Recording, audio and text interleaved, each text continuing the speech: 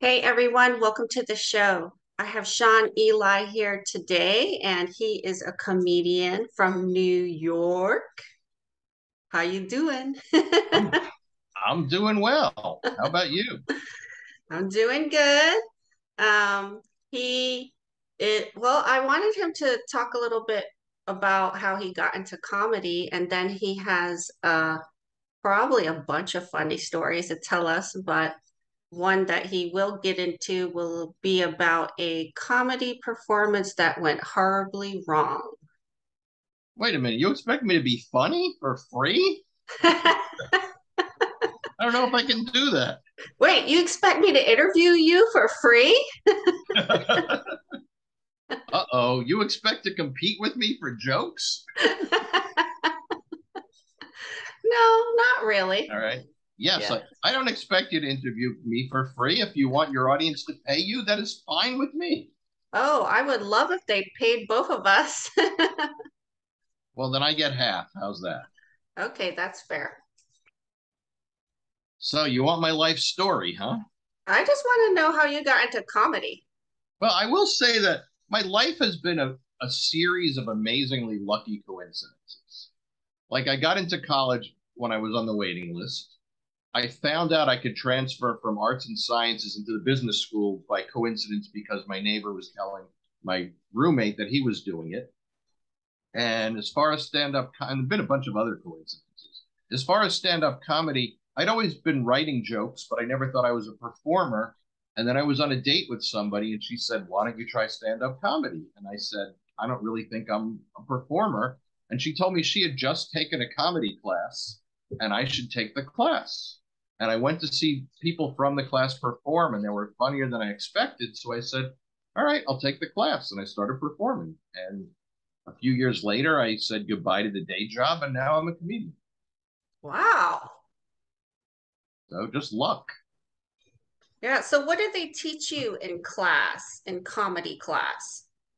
It's a weird thing because a lot of comedians who haven't taken classes have this attitude that stand-up comedians have to be rugged individualists, that, you can't learn to be funny. You have to just get on stage and fail until you get better.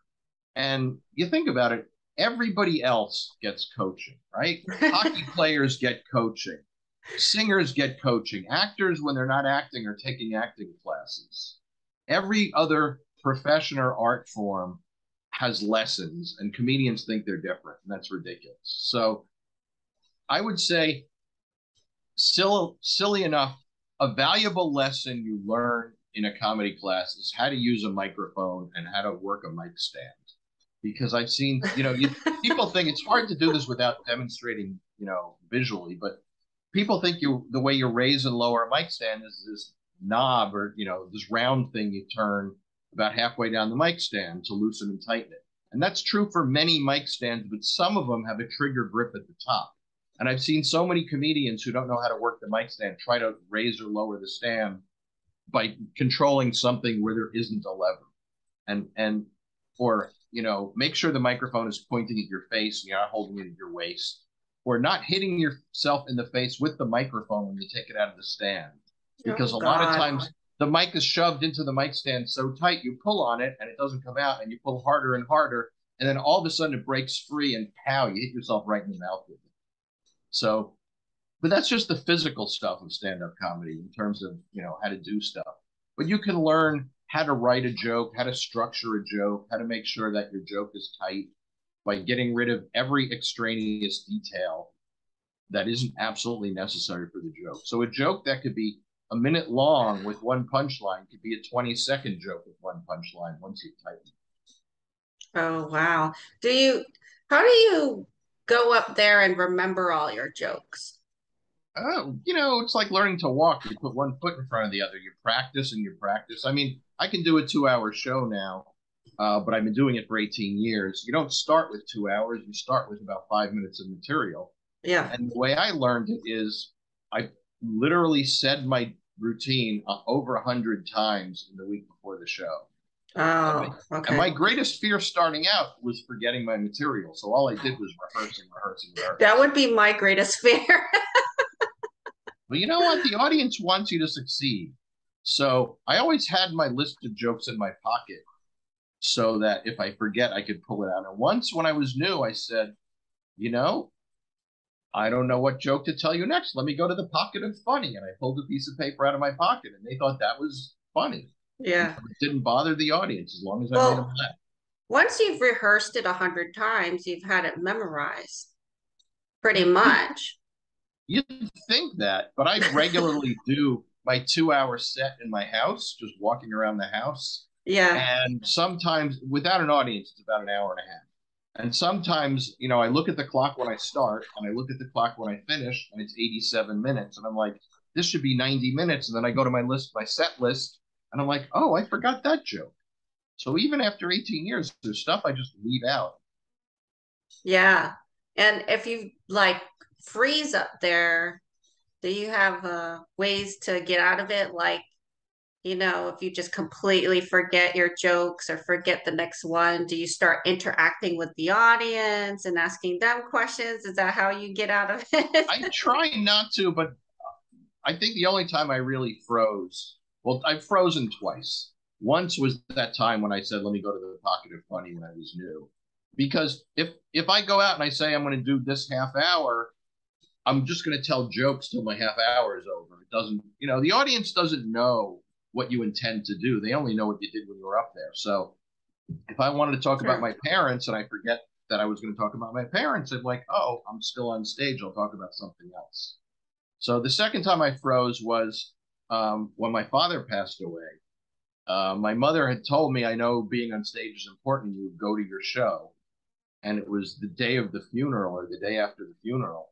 And I was on stage and I have a joke that's about burying a body. And in the middle of the joke, I realized I was telling a joke about burying a body on the day I buried a body, which was Yeah. weird. And so I kept going.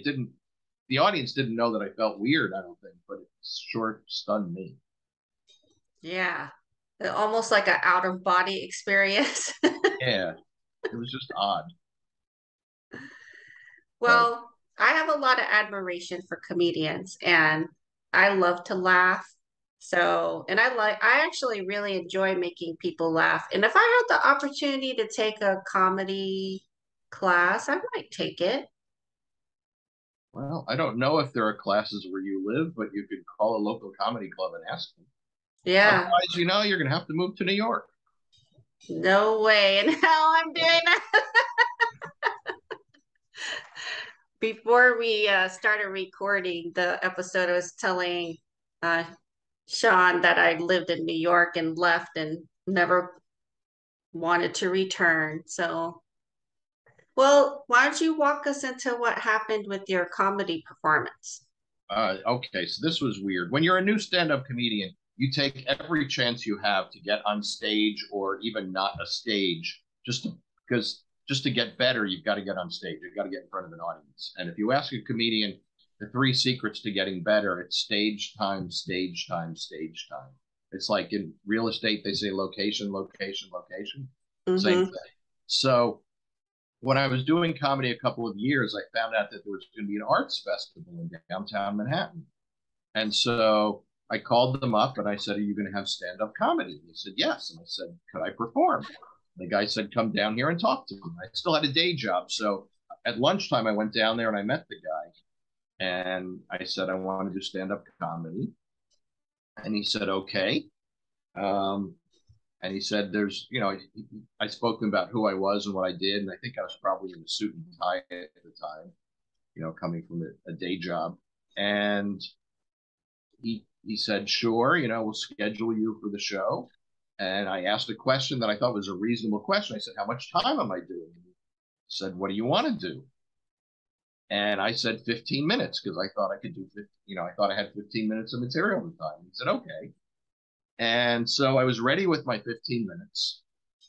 And I show up and it's an arts festival. It's not just stand-up comedy. I might have been the only comedian. So they had, singers and dancers and, jugglers, and backstage they also had like little dance troops with, 10-year-old girls. So backstage was really crowded. So they didn't let us be right backstage. We had to be in a different room. And when it was time for us to go on, somebody came and got us and said, "Okay, you're next." So they got me and they said, okay, go on stage. And I go on stage and there's about, I don't know, maybe 35 people sitting in risers. And I go out and I start telling my jokes. Nothing. I'm just getting dead stares. It was as if I performed for people who didn't speak English. Just, and I was performing in English. and and they were just staring at me and frowning. And I've been doing my jokes. I've been writing comedy for a long time before I started performing. I knew my jokes were funny. I knew I wasn't the best performer, but I was used to getting laughs. And I think it was probably 9 minutes till I got a laugh, and or 9 minutes till I got a smile, and maybe a couple more minutes before I ever got laughs. And by the end, they were laughing, but I just felt absolutely awful. To me, you don't get anything for more than half your set. You're bombing, Hmm. right? And I just left really upset and dejected. And it was a Sunday night, and I go home and I'm thinking maybe I got to rethink this comedy thing because there were people there who were there to see a performance, and nothing happened. So just by coincidence, at lunchtime, um, I walked out of my day job and I went to like a dollar store kind of place in Midtown Manhattan. And a guy comes up to me and he says, "You were very funny last night." And I said, I think you got the wrong guy. I am a comedian and I did perform last night, but I was terrible. And he said, "No, you were great." And I said, "What are you talking about?" And he said, "Do you know what you followed?" And I said, "No, we were like in the back. We couldn't see what we were, who was before us." He said, "The woman before you told a 15-minute story about being sold into marriage when she was like 12 years old, forced into an arranged marriage as a kid in another country, and was just beaten and abused on a daily basis till she finally managed to escape." He said, "We were crying for 15 minutes and you took the stage. We were still crying, but you managed to cheer us up." And I'm like, I had no idea. It was just the most amazing coincidence that out of the 35 people in a city of 8 million, I run into one of those 35 people and he comes over and talks to me about it. And that was a really amazing coincidence because I was ready to quit. Yeah, I love that. Why is that considered? Is this a like entertainment variety show? Why would someone go getting up there talking about there being a child bride be entertaining? I guess, I don't know. I guess he just said he was welcoming storytellers. And that was her life story. Oh, I don't know whether she was like she had a book to sell or she just wanted people to know that in some countries this stuff goes on. I have no idea, but that was her story, and I well, didn't. I'm glad I didn't have to hear it. good thing you didn't quit. Comedians have stories of like they do a fundraising show for a cancer charity, and they get there, and then their introduction is like 20 minutes of talking about cancer, and then somebody says, "Okay, now for the comedian," and they've got to overcome that. I think this was worse. Yeah, that's a lot to overcome. Yeah, but I somehow managed to do it, and maybe because I didn't know what I was overcoming. If they told me beforehand, I might have said, "No, I can't go on." Yeah. So you performed all over the country? I performed in about half a dozen countries. I performed on 5 continents so far. Oh, wow. So what was I was going to say, do you think New Yorkers are one of your toughest audiences to get them to laugh or respond? I don't think so, but maybe it's because I have a New York sense of humor. I've lived here all my life, so I think New Yorkers are not the toughest audiences. I think, and also if you do a show in a comedy club in New York, half the audience is tourists anyway, so they're not necessarily from New York. Right. So what's The, your toughest audience you've experienced? the toughest job I ever had, and my jokes are pretty universal, so there's not cultural references. I don't talk about American commercials or sports. So when I traveled the world, I thought, my jokes would be easy and everybody would appreciate them. But I was in South Africa, and I think of South Africa as a Western country. They speak English. It should be easy. And they just had a different sense of humor. Like I have a joke where I talk about, I had a date last night. The wine bar was full. So instead, I took my date next door to the thrift shop, where for the cost of 2 glasses of wine and a cheese plate, I got her an end table, 2 lamps, half an encyclopedia. I mean, it's just a silly joke, and Hmm. you're smiling, but you're not laughing. But I mean, to me, it's just a silly joke about if you're going to spend money on a date, why not buy her something she can use instead of just a drink? And it usually goes over well, but they were just like, that doesn't make any sense to us. Or Why they would were you like, buy what's a this? thrift store? No, I actually looked into it. And in South Africa, they have thrift stores, and they don't really have wine bars, but bars in general serve pizza the way bars here might serve chicken wings. So I actually in South Africa changed it to, bar and pizza. But still, they just like that doesn't make any sense to us. Like I also have a joke about one of these obnoxious Christmas letters you might get from a neighbor that's all bragging, and I make fun of how much they were bragging. And they were like, "We don't send braggy letters here. Bragging is not part of our culture." Yeah, I guess that would be odd.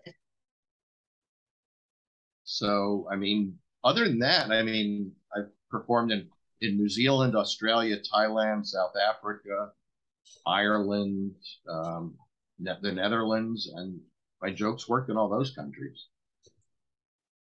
Have you performed down here in Charleston? I have performed in Charleston, but not in a public show. It was for a private organization. Oh, okay. I I've actually was supposed to perform in Charleston. I guess it would be 3 years in December, but they ended up canceling the show, so I didn't get to perform. Well, I love being part of an audience here because I've been to my share of shows and concerts in New York and in DC and hear people, you can feel the warmth of the people that live here because they will clap, they'll give you standing ovations, they're cheering you on. Whereas I feel like in New York, the audience was pretty low key. They wouldn't really respond with enthusiasm. Well, I think maybe for music, but for comedy, I think New York audiences are as responsive as anywhere else.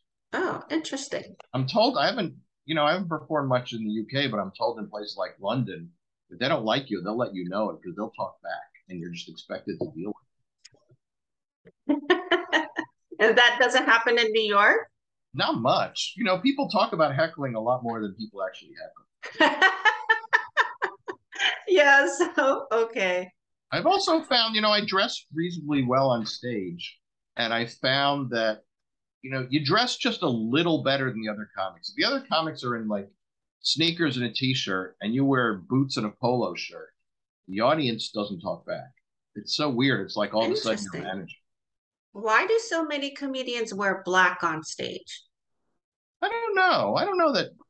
I'm trying to think. I don't think most comedians I work with wear black on stage. I mean, actually, right now you can see me because we're doing this on Zoom, and I have a black T-shirt. Yeah, I wouldn't have worn a black T-shirt had this been, a video recording as well. I would have put on probably a polo shirt or a dress shirt.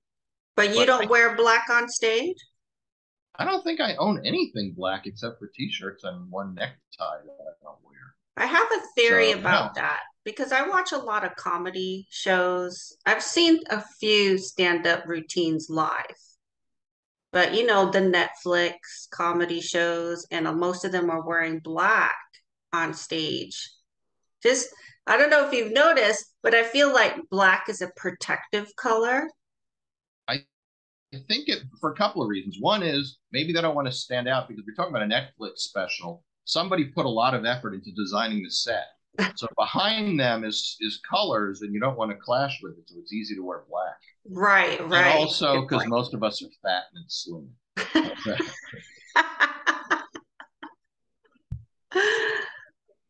Not all of them though, but I just think it's interesting. I think it's like a subconscious thing that they're wearing black as a protection because black is a protective color. I think that's an example of something I learned in a comedy class that didn't apply here because in a comedy class they teach you to put the actual punch at the end of the sentence. And I said, we're fat and it's slimming. I should have said it's slimming and most of us are fat. Because that would be the proper way to tell that joke. I just, wasn't thinking about it. Yeah, but it was still funny the way you Yeah, said it. but thanks. But it would have been funnier if I'd done it in the right order. Yeah.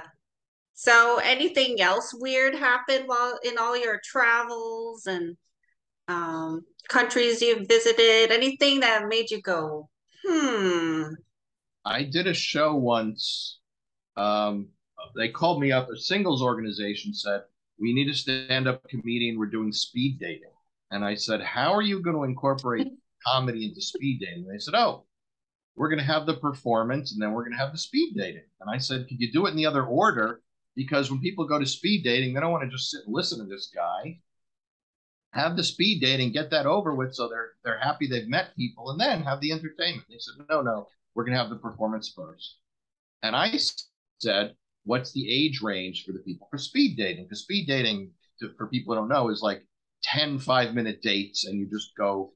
Usually the women sit down and the men just go from table to table. So you have 10 5-minute conversations, and then you indicate which ones you like. And if they like you, then whoever organized this gives everybody your phone number or email address. So um, you don't want a 20-year-old meeting a 60-year-old. So I said, "What's the age range?" And they said, "Oh, we didn't break it out. It's all ages." And I'm like, "That's a disaster." And Yeah. I get there, and they said, "Oh, we've canceled the idea of speed dating. It's just going to be people mingling. So we're going to have you perform." And I'm like, "You're going to have me perform while people are mingling?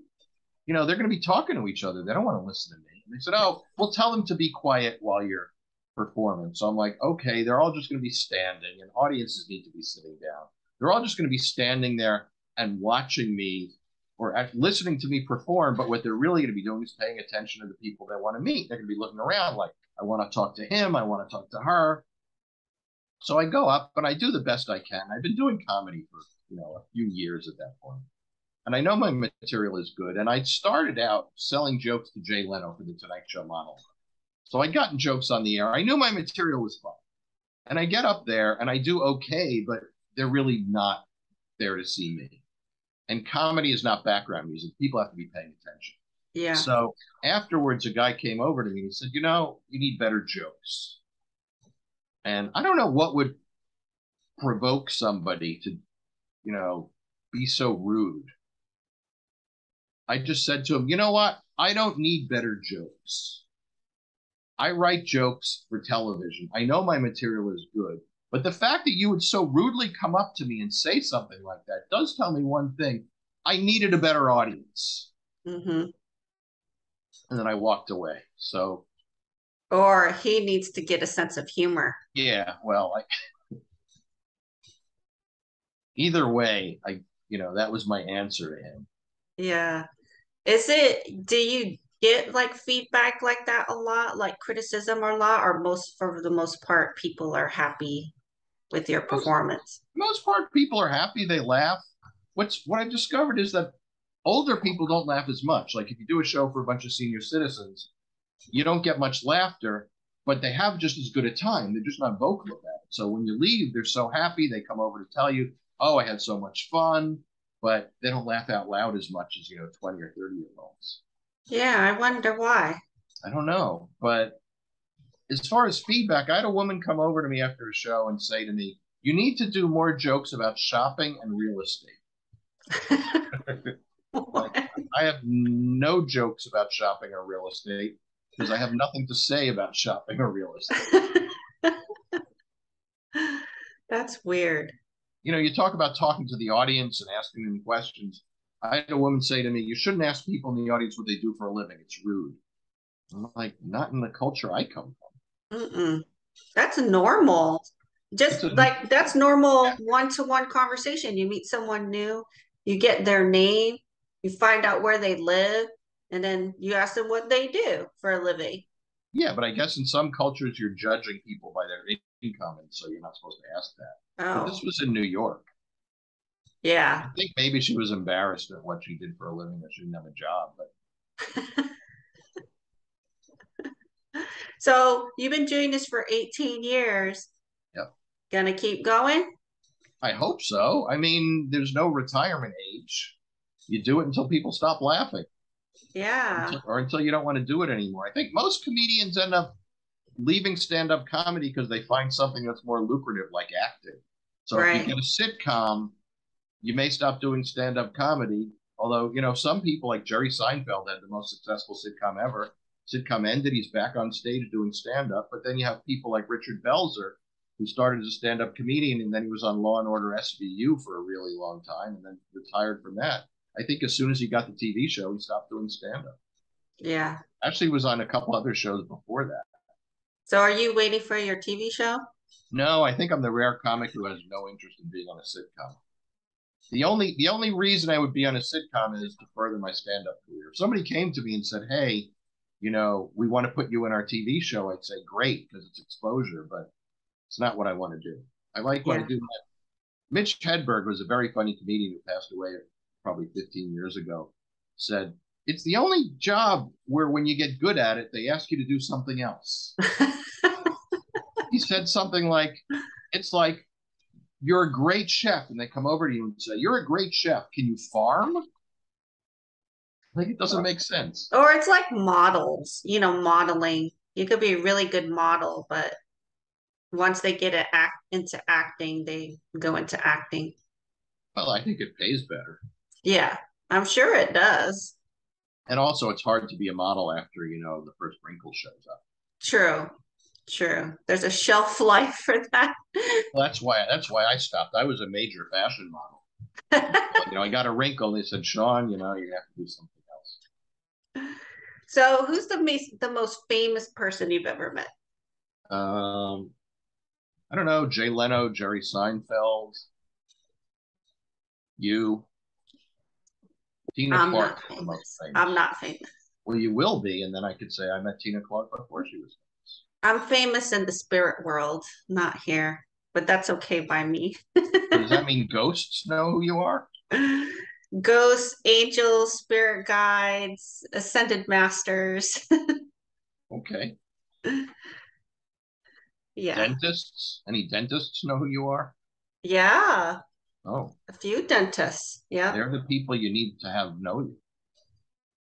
I don't know why I thought of that. That makes no sense. I don't know. I guess they're not quite angels or spirit guides. Yeah. Well, Shaun, what are you up to now? Are you touring? Are you I writing books and I avoiding TV shows? What's going on? What's up next? well, I wrote a comedic mystery novel that I haven't been able to sell. So if anybody listening to this is an agent or publisher, get in touch with me. But if you go to my website, brainchampagne.com, it's got my touring schedule. And since the pandemic, I've basically been only the Northeast. I flew to Chicago last week for a show. But basically, I've shows from Vermont to Virginia over the next few months. Yeah, well, And if you ever have a show down here, shoot me a message. I'd like to see you all right, perform in person. I will do my best. I hope not this year, but maybe next year I'll be in Charleston. All right. Well, thanks, Shaun, for being on the show. Sure, it was lovely talking to you.